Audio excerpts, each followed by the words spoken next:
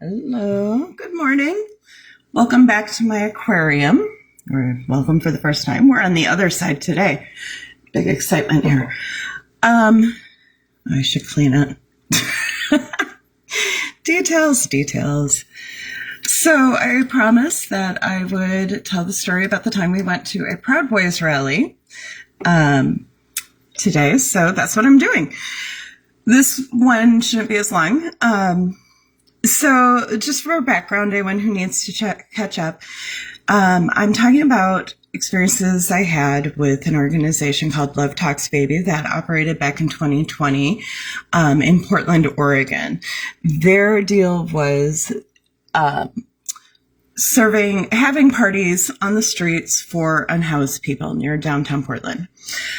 So how did we end up at a Proud Boys rally? Well, if you recall, back in 2020, obviously that was a year with a lot of conflict, and in Portland in particular, there had been a number of large confrontations between right-wing militias, white supremacist groups, really some pretty hardcore people, and anti-fascist, Antifa, which, just for the record, if you think that there's a leader of Antifa, you're like basically announcing, hi, I'm stupid. I have no idea how anything works.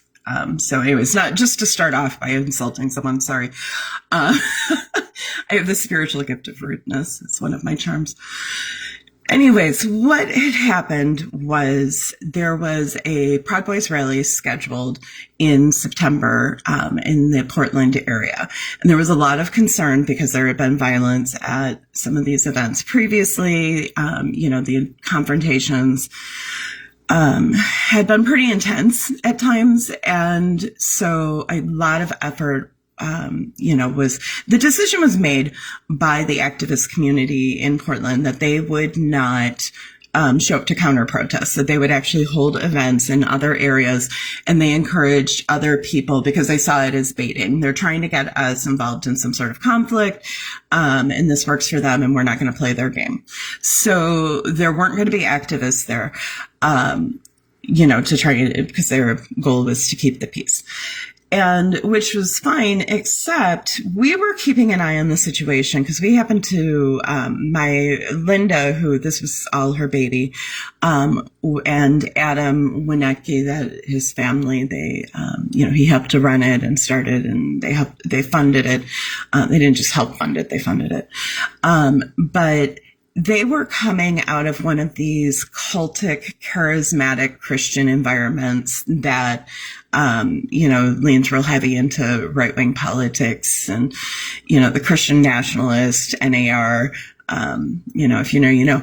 So anyways, they were coming out of one of those environments and had connections with people who were friendly with Proud Boys. Let's just put it that way. And so we were kind of keeping an eye on them because when people are just nasty people, they're typically they want people who they can find a reason to be horrible to. And homeless people are a fantastic target. Nobody cares about homeless people. Homeless people are very, very vulnerable to violence, not just like from each other, but from house people, from just anyone homeless women, are great, get murdered and people don't care because they'll just say, oh, she's a prostitute or whatever. So people are very vulnerable. And we had noticed an uptick in really nasty messaging around homelessness. For example, there had been wildfires that fall, late that summer in Oregon and impacted the Portland area. And, there was talk that these were homeless people starting the fires. So our concern was essentially you have some people who are known to be very belligerent and antisocial and armed, having a rally. They dislike unhoused people, and no protesters are showing up. So if this all goes peacefully and they need someone to take their aggression out on, who are they going to look for? So this is all theoretical, except for the fact that the place where they were having the rally had a really high number of unhoused people. Portland, again, as we estimated back in 2020, it was probably about 60,000 unhoused people, of whom, probably between 60 to 70% were living outdoors as opposed to couch surfing. I could have the numbers wrong, but we're talking a very large number of people. So if you haven't been in the Portland area, like along the highways, the embankments overlooking highways, people will be living there. People use tents, people use blue tarps to try and keep things dry. This particular area had some large open areas and some parking, that people could leave their cars on, and it had all kinds of encampments there. In Portland, I will say there were things that I saw working on the government level there. I mentioned the police dealt with us appropriately, and were supportive of it. But also the city and county social services put together a massive effort to get unhoused people out of the area that day, and and have them provide a place for them to be, some alternative for the day anyways. I don't know exactly, but they literally had people on the ground who they sent out even that day. I talked to some of them who were there to be like, hey, this isn't a safe place to be. We have some safe places for you to be. Can I help you with that? But I don't know if you know this about human beings. Human beings can be kind of uncooperative. So we made the decision that we would go out there and we would set up at the park, on the edge of the park, on the side where most homeless people would be in that area, and to create kind of a buffer zone, a place for people to come to if it did get, if there was a problem, and just to kind of shift the I guess the energy, the mood, the tone a little bit, from this like very rancorous, we're big, strong men with guns sort of thing. So we actually packed up, stayed up all night pretty much, and showed up at like 6 a.m. and set up, with a couple of, our unhoused volunteers. And we, decided that, we're not protesters per se. Like, we're not here to be like, you guys are bad. That's not what we're about. We're here to bring, some love into the situation. We're here to kind of like be that salt and light.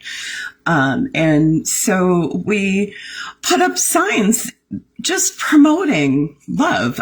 You can actually see, if you look on Twitter and you look up Love Talks Baby, I'm pretty sure the first few tweets are actually some pictures and videos from there.